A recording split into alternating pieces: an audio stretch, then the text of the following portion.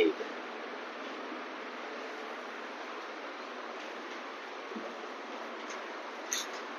स्वागत है आपका उपज के डिजिटल प्लेटफॉर्म पर, जहां आज हम क्या करेंगे, चैप्टर नंबर 13। कौन सा चैप्टर है? चैप्टर नंबर 13 है पशु परजीवियों का अध्ययन एवं आर्थिक महत्व। पशु परजीवियों का महत्व और आर्थिक महत्व आज हम पढ़ने वाले हैं। पशु परजीवी के बारे में मैंने आपको बता दिया था कि परजीवी दो प्रकार के होते हैं, अंतः परजीवी और बाह्य परजीवी। इससे पहले हमने बाह्य परजीवी के बारे में पढ़ा था, पिस्सू और जोक, है ना, लीच के बारे में पढ़ा था। आज हम पढ़ेंगे इंटरनल पैरासाइट। तो इंटरनल पैरासाइट कौन कौन से हैं? आज का हमारा टॉपिक रहेगा लिवर फ्लूक, यकृतकृमि। लिवर फ्लूक या यकृतकृमि, ठीक है। यकृतकृमि कहाँ पाया जाता है? यकृत में पाया जाने वाला कृमि है। तो सबसे पहले बात करते हैं इसका वैज्ञानिक नाम। इसका वैज्ञानिक नाम है फेसियोला हिपेटिका। इसका वैज्ञानिक नाम है फेसियोला हिपेटिका। दूसरा हम बात कर लेते हैं इसके वर्गीकरण की, कि इसका वर्गीकरण क्या है। वर्गीकरण में सबसे पहले संघ प्लेटीहेलमिन्थीज, प्लेटीहेलमिन्थीज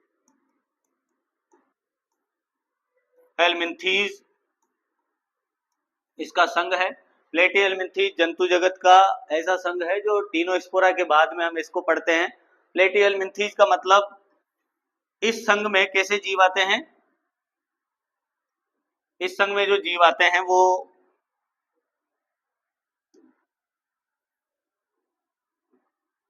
चपटेकृमि होते हैं।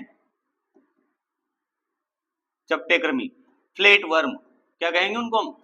फ्लेट वर्म कहेंगे। तो चपटेकृमि सामान्यतः जो सम्मिलित किए जाते हैं वो प्लेटीहेलमिन्थीज में किए जाते हैं। और रिसेंट 2 साल से पेपर में भी आ रहा है कि चपटेकृमि कौन से संघ के जीव है। तो चपटेकृमि जेट में क्वेश्चन पूछा गया है, कौन से संघ के जीव होंगे? प्लेटीहेलमिन्थीज संघ के जीव होते हैं। अच्छा, ये प्लेटीहेलमिन्थीज संघ के जो भी जीव होते हैं या तो वो होते हैं स्वतंत्र जीवी। कैसे होते हैं? स्वतंत्र जीवी होते हैं, या फिर अंतःपरजीवी होते हैं। अंतःपरजीवी। तो इस संघ के सभी जीव जो है या तो स्वतंत्र जीवी होंगे या अंतःपरजीवी होते हैं। दूसरा हम बात करते हैं संघ के बाद में आता है, संघ के बाद में क्या आएगा? वर्ग। क्या आता है? वर्ग। और इसका वर्ग है ट्रिमेटोडा। इसका वर्ग क्या है? ट्रिमेटोडा इसका वर्ग है। अब ट्रिमेटोडा जो है, ट्रिमेटोडा के जो जितने भी इसमें जीव आते हैं, प्लेटीहेलमिन्थीज के जितने भी जीव है वो ट्रिमेटोडा के कैसे होंगे? अंतःपरजीवी जीव होते हैं। अंतःपरजीवी होते हैं। और ट्रिमेटोडा के अंदर जो आएंगे उन्हें हम फ्लूक बोलते हैं। क्या बोलते हैं? फ्लूक बोल देते हैं, या हिंदी में अगर बोलना चाहें तो पर्णकृमि, मतलब पत्तियों के कृमि ज्यादातर सम्मिलित किए जाते हैं इसमें। या पत्तियों के समान जो कृमि होते हैं। पत्ती कैसी होती है? पत्ती होती है ना ऐसी, बिल्कुल जैसे ये डायग्राम आप देख रहे होंगे, पत्ती ऐसी होती है, मतलब इधर से भी पतली होती, किनारे पे भी, उधर से भी स्टार्ट होती है तब छोटी होती है। मतलब इनके दोनों किनारे जो है वो सकरे होते हैं और बीच में ये मोटी होती है। पत्ती भी ऐसी होती है, इसलिए फ्लूक को हम क्या कहते हैं? पर्णकृमि कह देते हैं। पर्ण मतलब क्या होता है? पत्ती होता है। तो ट्रिमेटोडा के ज्यादातर सदस्य जो है वो पर्णकृमि होते हैं। उसके बाद में बात करें गण, तो प्लेटीहेलमिन्थीज संघ के जो वर्ग ट्रिमेटोडा में यकृतकृमि का गण जो है वो क्या है? डाइजीनिया। डाइजीनिया इसका वर्ग क्या है? डाइजीनिया इसका गण होता है। उसके बाद में हम बात करें वंश की, तो वंश वही हो जाएगा फेसियोला।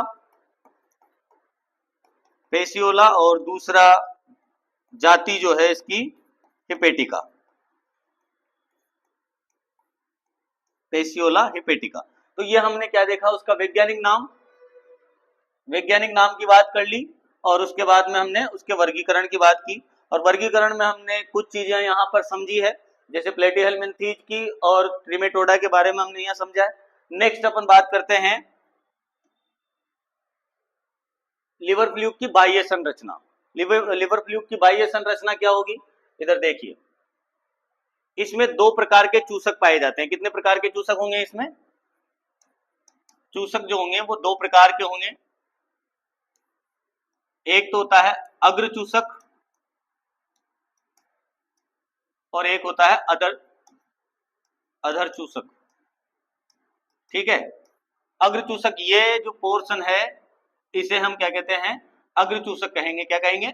अग्र चूसक कहेंगे। और उसकी ऊपरी सतह पे जो पाया जाता है उसे हम क्या कहते हैं? अधरीय चूसक कहते हैं। क्या कहते हैं? अधरीय चूसक कहते हैं। इनकी सहायता से, चूसक की सहायता से ये जो है भोजन ग्रहण करते हैं। क्लियर है? उसके बाद में चूसक को हम माउथ भी कह सकते हैं।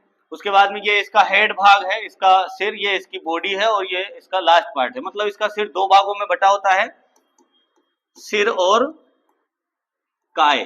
काय का मतलब होता है बॉडी, हेड और बॉडी में बटा होता है, हेड और बॉडी में इसका शरीर बटा होता है। ये इसकी बाह्य संरचना है। इसमें जेनाइटल ओपनिंग भी होती है। जेनाइटल ओपनिंग का मतलब क्या है कि ये जनन छिद्र है, जनन छिद्र पाए जाते हैं। इसके बाद में हम डिस्कस करेंगे एक छिद्र इसमें एक्सक्रीटरी बोर है, मतलब उत्सर्जन छिद्र, उत्सर्जी छिद्र। हम इसमें सारा बात करेंगे अपन कि उत्सर्जी छिद्र जो है वो किस किस चीज कौन सी कोशिकाओं से बना होता है और इसके जो आंतरिक गुण है वो क्या क्या है। चलो आगे हम बात कर लेते हैं। या फिर इसमें यहाँ पर उपज कैरियर इंस्टीट्यूट 16 अक्टूबर को कृषि पर्यवेक्षक का बैच भी प्रारंभ करने जा रहा है, तो उसमें ज्यादा से ज्यादा आपकी भागीदारी रहे और अपना जो सिलेक्शन है वो सुनिश्चित करें उपज के साथ। आगे हम बात करेंगे इसके जीवन चक्र, और जीवन चक्र से पहले हम बात करेंगे गुण। किसकी बात करेंगे? गुण की बात करेंगे कि जो लिवर फ्लूक है उसके गुण क्या क्या होते हैं। सबसे पहली बात करेंगे, जैसे कि हमने बात की, अग्र चूसक पाया जाता है और अधरीय चूसक पाया जाता है। अधरीय चूसक इसमें पाया जाता है। क्लियर?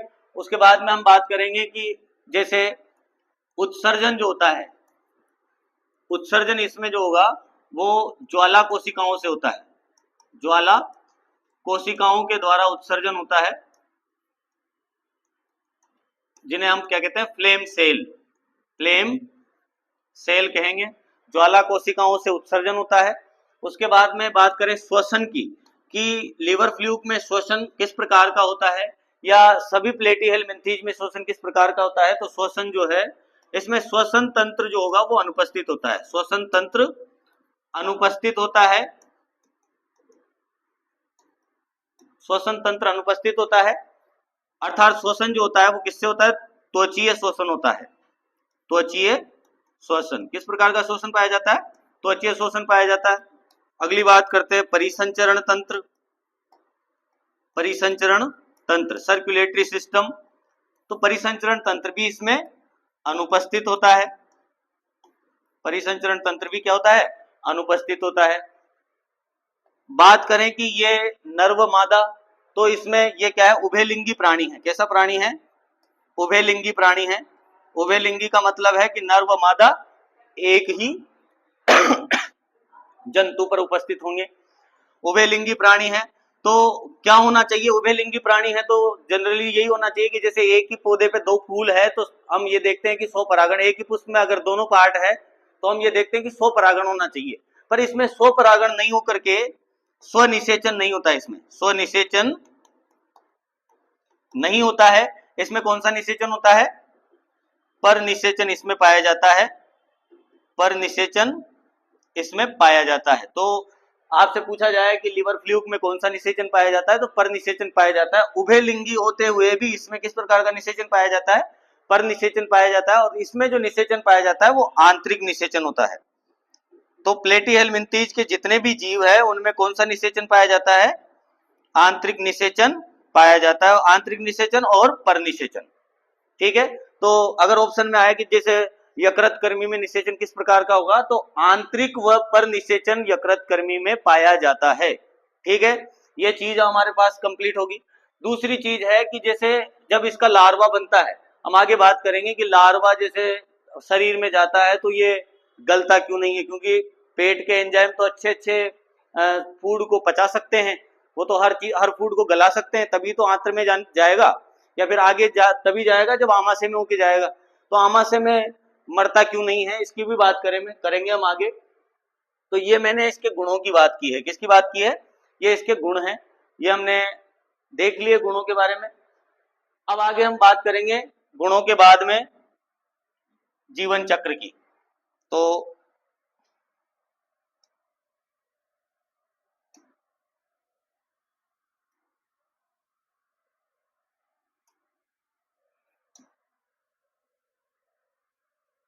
जीवन चक्र में कितने परपोषी होते हैं इसके? 2 परपोषी होते हैं। 2 परपोषी कौन कौन से हैं? एक भेड़ होता है और एक घोंगा होता है। चलो देखते हैं परपोषी कौन कौन से रहेंगे। सबसे पहला होता है भेड़। भेड़ क्या है? प्राथमिक परपोषी। प्राथमिक परपोषी। उसके बाद में द्वितीयक परपोषी क्या है इसका? द्वितीयक परपोषी इसका होता है घोंगा। द्वितीयक परपोषी है घोंगा। प्राथमिक परपोषी इसका भेड़ है, मतलब जो भी रीढ़धारी जंतु है, रीढ़धारी जंतु इसके प्राथमिक परपोषी होते हैं। और द्वितीयक परपोषी जो है वो घोंगा होता है। और घोंगा भी कौन सा है? प्लेनोर्बिस है एक तो, प्लेनोर्बिस घोंगा और लिमनिया। ये दोनों के दोनों घोंगा जो है वो स्वच्छ जल के हैं, स्वच्छ जल में पाए जाते हैं। तो स्वच्छ जल के घोंगे में, स्वच्छ जल का घोंगा जो है वो लिवर फ्लूक का द्वितीयक परपोषी होता है।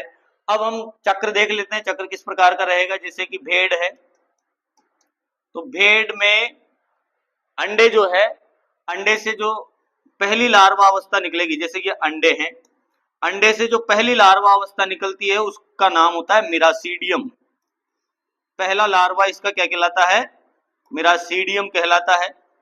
तो लिवर फ्लूक का पहला लार्वा क्या कहलाएगा? मिरासीडियम कहलाएगा। मिरासीडियम के बाद में आगे आते हैं हम, तो मिरासीडियम अवस्था आगे जाकर के स्पोरोसिस्ट, स्पोरोसिस्ट अवस्था आती है इसकी। मतलब लार्वा के ऊपर जो है वो एक सिस्ट बन जाती है, एक कवच खोल बन जाता है, इसलिए उसको हम क्या कहते हैं? स्पोरोसिस्ट कहते हैं। स्पोरोसिस्ट के बाद में आ जाती है रेडिया अवस्था। कौन सी अवस्था आ जाती है? रेडिया अवस्था आ जाती है। और रेडिया अवस्था के बाद में आगे जाकर के ये लार्वा जो है वो किसमें परिवर्तित हो जाता है? सर्केरिया। सर्केरिया अवस्था कहां चली जाएगी? घोंगे में चली जाएगी। किसमें चली जाएगी? घोंगा में चली जाएगी। और घोंगे कौन से हैं? प्लेनोर्बिस और लिमनिया नस्ल किस्म के जो घोंगे हैं उनमें ये चला जाएगा। घोंगे के बाद में मेटासर्केरिया अवस्था, और मेटासर्केरिया अवस्था जो है वो भेड़ में चारे के माध्यम से पहुंच जाती है। तो भेड़ में जब ये अवस्था जाती है तो कितने समय तक रहेगी? भेड़ में जो लिवर फ्लूक रहेगा या लिवर फ्लूक की कोई सी अवस्था रहेगी तो वो कितने सप्ताह तक रहेगी? 6 से 12 सप्ताह तक रहेगी। और घोंगे में जो अवस्था रहती है वो 4 से 12 सप्ताह तक रह सकती है। बाकी का समय जो है वो आगे इसको जैसे रूपांतरण होने में जाएगा और घोंगे तक पहुंचने में और भेड़ तक पहुंचने में जाएगा। दूसरी चीज हम बात कर लेते हैं, ये तो इसका जीवन चक्र हो ही गया। जीवन चक्र सिंपल चीज है, जैसे यहाँ पर दिया हुआ है एडल्ट है, यहाँ से अंडे, अंडे के बाद में मिरासीडियम, स्पोरोसिस्ट आया, उसके बाद में रेडिया अवस्था, रेडिया के बाद में सर्केरिया और उसके बाद में मेटासर्केरिया। यही चीज हमने देखी है यहाँ पर कंप्लीट। आगे बात करते हैं।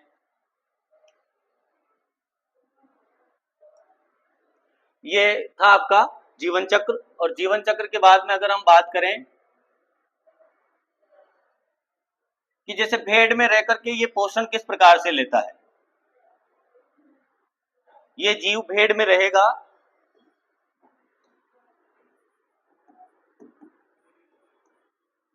भेड़ में किस चीज से पोषण लेता है? ये रहेगा कहां पर? लीवर में। लीवर मतलब यकृत में रहेगा। और यकृत में,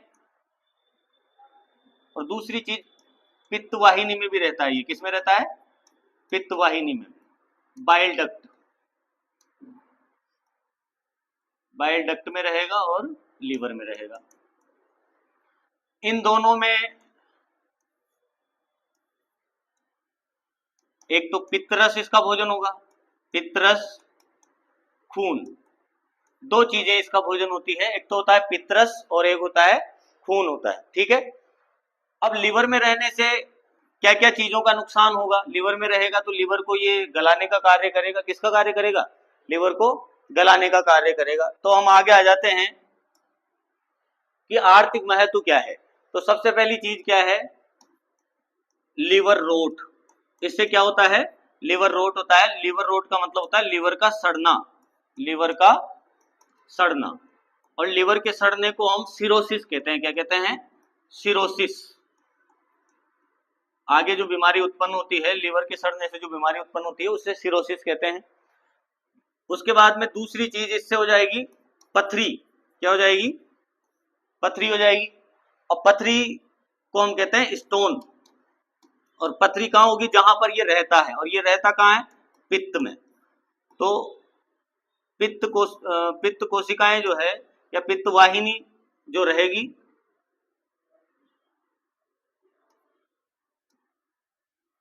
पित्त वाहिनी, पित्त वाहिनी में पथरी हो जाएगी। उसको हम क्या कहते हैं? गोल स्टोन। क्या कहेंगे? गोल स्टोन कहेंगे। मतलब पित्त में जो पित्त वाहिनी जो है वहां पर पथरी होने की वजह से उसे हम गोल स्टोन कह रहे हैं। उसके बाद में अगला हो सकता है एनीमिया, क्योंकि ये इसका भोजन क्या है? रक्त और जो बाइल जूस है वो इसका भोजन है। तो एनीमिया की शिकायत हो सकती है। क्लियर है? उसके बाद में अगर मान लो ये भेड़ इसका परपोषी है तो ऊन में कमी आ जाएगी और उसकी गुणवत्ता में भी कमी आ जाएगी, गुणवत्ता में भी कमी आ जाएगी। ये चीज है। अब ये रोग जो होता है वो पेशियोला से होता है। किससे होता है? पेशियोला से। इसलिए इस रोग का नाम जो है फेसिलियोसिस भी है। फेसिलियोसिस। इस रोग का नाम क्या है? फेसिलियोसिस है। तो कौन से रोग को फेसिलियोसिस कहा जाता है? मतलब यकृत कृमि से, लीवर रोग को फेसिलियोसिस भी कहा जाएगा। ये यकृत कृमि से होने वाला रोग है। और यकृत कृमि क्या है? अंतःपरजीवी है। कैसा परजीवी है? अंतःपरजीवी। तो अंतःपरजीवी होने के कारण इसमें श्वसन जो होता है वो कैसा होता है? अवायुवीय शोषण पाया जाता है। तो लिवर फ्लूक में किस प्रकार का शोषण पाया जाता है? अवायवीय शोषण पाया जाता है। ये भी चीज क्लियर है। अच्छा, प्लेटिहेल्मिन्थेस के बारे में अगर हम आगे भी और भी बात करते, जैसे यहां हमने देखा है यकृत कृमि के बारे में, यहाँ पर उसका वर्गीकरण देखा है। अगर इसकी और भी बात हम करते तो और क्या हो सकता था कि जैसे इसका शरीर जो है वो किस प्रकार का होता है? असिलोमेट होता है। मतलब इसमें देह गुहा जो होती है, देह गुहा अनुपस्थित होती है, देह गुहा इनमें नहीं पाई जाती है। उत्सर्जन सामान्यतः सतह से ही होता है। किससे होता है? सतह से ही होता है। परंतु उन कोशिकाओं को हम क्या कह देते हैं? ज्वाला कोशिकाएं। कौन सी कोशिकाएं कह देते हैं? ज्वाला कोशिकाएं, जैसा कि मैंने आपको बताया। दूसरी चीज इसमें क्या होती है? इसमें अपूर्ण पाचन तंत्र पाया जाता है। पाचन तंत्र इसका किस प्रकार का होगा? अपूर्ण पाचन तंत्र होगा। मतलब जिस भी पाचन तंत्र में मुख से लेकर के गुदा तक सभी अंग उपस्थित नहीं हो उसे हम कहते हैं अपूर्ण पाचन तंत्र। तो इसमें गुदा अनुपस्थित होती है, इसलिए हम क्या कहते हैं? उसको अपूर्ण पाचन तंत्र कहते हैं। तो अपूर्ण पाचन तंत्र पाया जाता है किसमें? प्लेटिहेल्मिन्थेस के सदस्यों में। मैंने निषेचन के बारे में आपको बता दिया। उसके बारे में इसमें प्रवर्धन जो होता है वो अप्रत्यक्ष और प्रत्यक्ष दोनों प्रकार का प्रवर्धन पाया जाता है। परिवर्धन जो शरीर का परिवर्तन होता है वो दोनों प्रकार का होता है। दूसरी बात, इसके ऊपर जो है वो सिस्ट बन जाता है। जैसे मिरासीडियम के ऊपर क्या बन जाएगा? एक खोल बन जाएगा। वो खोल जैसे ही घास खाई भेड़ ने घास खाने के बाद में घास कहाँ गई? आपकी आमाशय में। आमाशय में कई प्रकार के एंजाइम होते हैं। वो एंजाइम गला सकते हैं। अगर उसके ऊपर खोल नहीं होता तो वो गल जाता है, इसलिए उसके ऊपर क्या बन जाता है? खोल बन जाता है। उसे हम क्या कहते हैं? स्पोरोसिस्ट कहते हैं। क्या कहते हैं? स्पोरोसिस्ट कहते हैं। तो ये था हमारा यकृत कर्मी से रिलेटेड जो भी आपके डाउट हो वो आप जो है कमेंट के माध्यम से बता देना मुझे। ठीक है, धन्यवाद। तो आज का लेक्चर यहीं खत्म करते हैं।